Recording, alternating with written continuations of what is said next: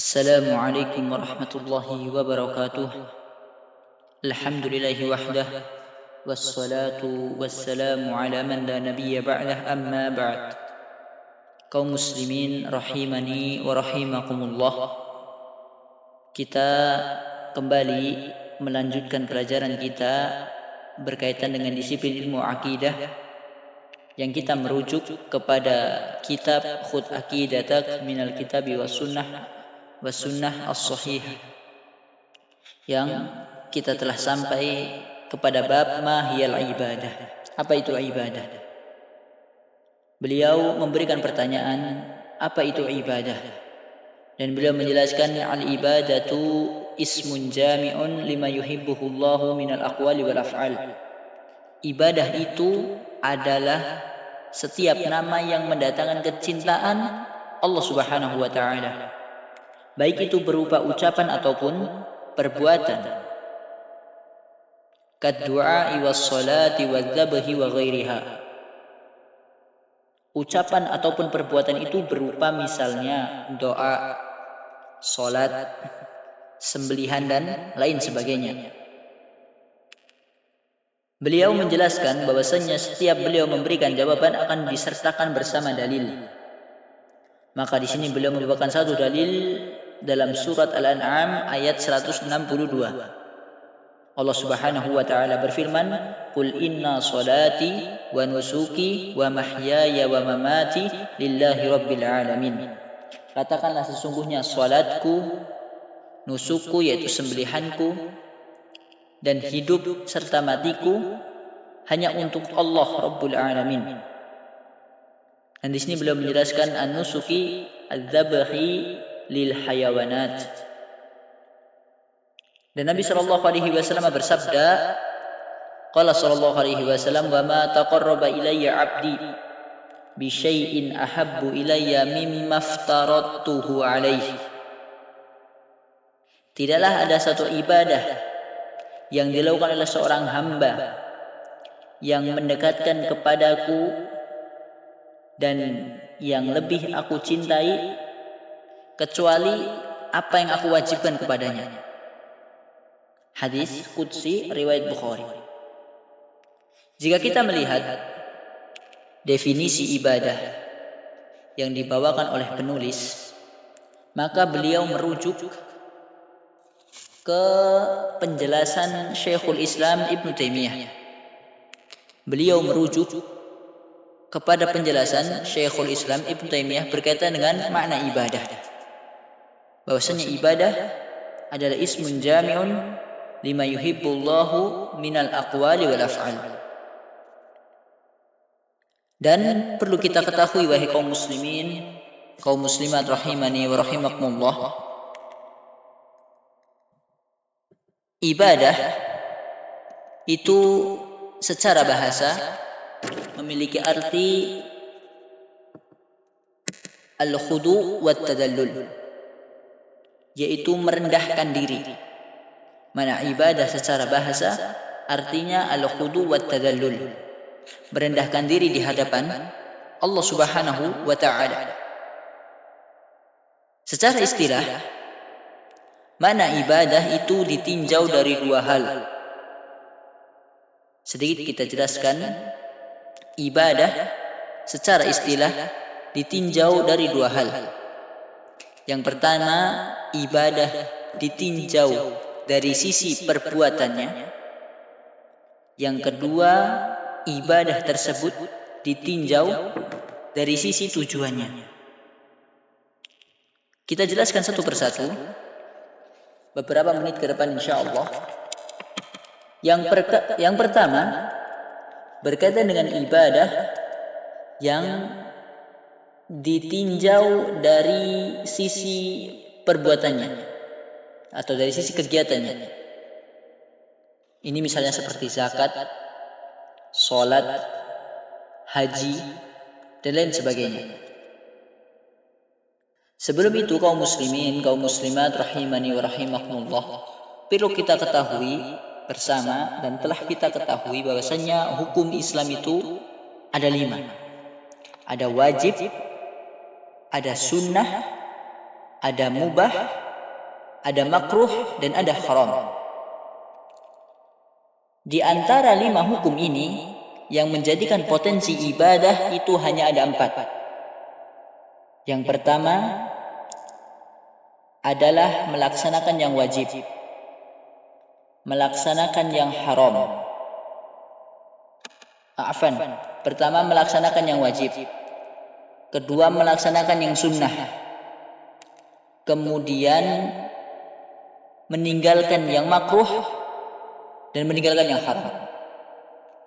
Maka jika ada seseorang yang beribadah dengan hal yang mubah, yang berada di pertengahan, maka dia akan terjerumus ke dalam bid'ah. Sebagaimana yang masyhur dalam satu kaidah, man ta'abbada bil mubah waqa'a fil bid'ah. Barang siapa yang beribadah dengan sesuatu yang mubah, maka dia akan terjerumus ke dalam kebid'ahan. Tayyib. Kita jelaskan, kecuali perkara mubah tersebut mendukung kegiatan yang merupakan suatu ibadah. Jika perkara mubah tersebut mendukung kegiatan yang merupakan ibadah, maka perkara mubah tersebut bisa mendapatkan balasan dari Allah Subhanahu wa ta'ala. Misal, sahabat Mu'adz bin Jabal mengatakan, kuntu ahtasibu 'ala Allahi naumati kama ahtasibu 'alaihi qaumati. Dahulu aku mengharapkan pahala dari Allah Subhanahu wa ta'ala atas tidurku, sebagaimana aku mengharapkan pahala dari Allah Subhanahu wa ta'ala atas salat malamku. Artinya apa? Tidur beliau di malam hari, dan kita ketahui bahwasanya tidur adalah perkara yang mubah.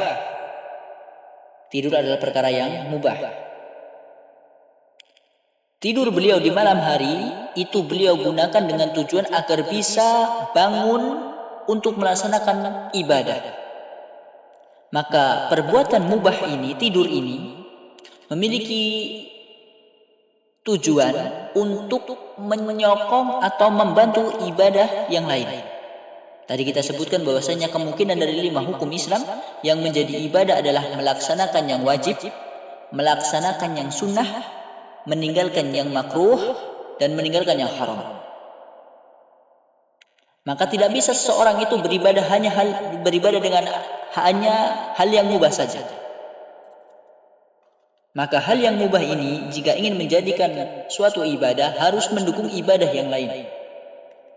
Misal, seseorang yang beribadah dengan hal yang mubah saja itu pasti terjatuh dalam bid'ah. Kita berikan contoh.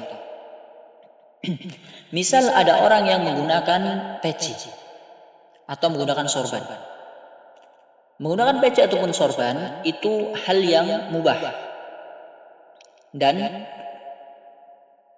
kemudian dengan peci dan sorban tersebut dia meyakini kalau saya menggunakan sorban ini, maka dosa-dosa saya akan dirontokkan atau digugurkan oleh Allah Subhanahu wa ta'ala sekian.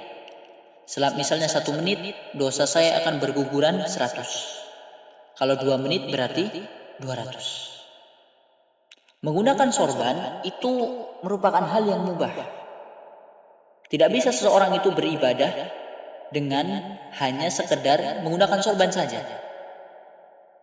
Kenapa? Karena hal tersebut tidak digunakan untuk mendukung ibadah yang lain. Kemudian yang kedua, ini ibadah ditinjau dari sisi perbuatannya. Yang kedua, ibadah secara istilah ditinjau dari sisi tujuannya. Maka di sini para ulama mengatakan yang dimaksud dengan ibadah adalah at-ta'atu ma'al khudu' wal istislam wal khauf wat tawadu' lillah. Seseorang yang ibadah tersebut adalah ketaatan kepada Allah Subhanahu wa ta'ala, bersama kerendahan diri, menyerahkan diri kepada Allah Subhanahu wa taala, memiliki rasa takut dan tawadu di hadapan Allah Subhanahu wa taala. Maka agar ibadah ini kaum muslimin, kaum muslimat bisa terpenuhi, maka harus memiliki dua syarat ini, yaitu dari sisi tujuan itu benar dan dari sisi perbuatan juga benar.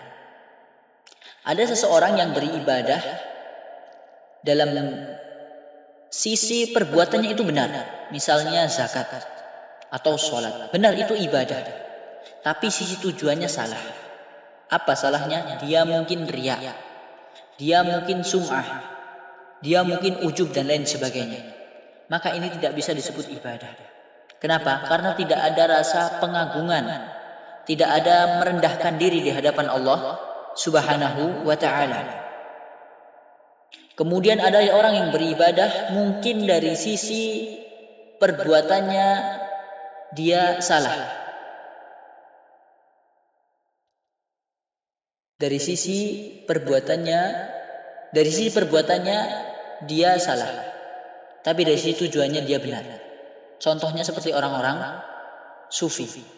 Orang-orang sufi, mereka berjoget-joget, mereka berkeliling-keliling, atau mereka beramai-ramai berjoget. Mereka itu faham, mereka tahu bahwasanya berjoget-joget itu bukanlah suatu ibadah. Tapi tujuan mereka mengatakan dengan saya berjoget-joget seperti ini, dangdutan dengan sholawatan seperti ini akan mendekatkan diri saya kepada Allah Subhanahu wa taala. Saya merasa dekat.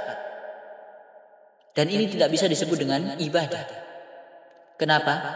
Dari sisi perbuatan salah. Walaupun dari sisi tujuan itu benar. Ibadah itu untuk mendekatkan diri dan untuk merendahkan diri, mengagungkan Allah Subhanahu wa taala. Oleh karena itu kaum muslimin, kaum muslimat, ibadah yang kita lakukan hendaklah memenuhi dua sisi atau dua syarat yang tadi kita sebutkan.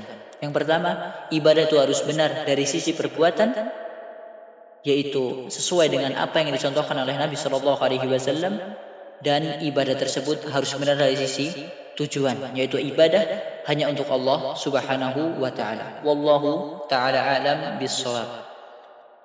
Mungkin ini yang dapat kita sampaikan pada malam hari ini, pada pertemuan kali ini. Semoga kedepannya kita bisa bersama-sama untuk istiqamah belajar dan saling mengingatkan. Wallahu a'lam. Wassalamualaikum warahmatullahi wabarakatuh.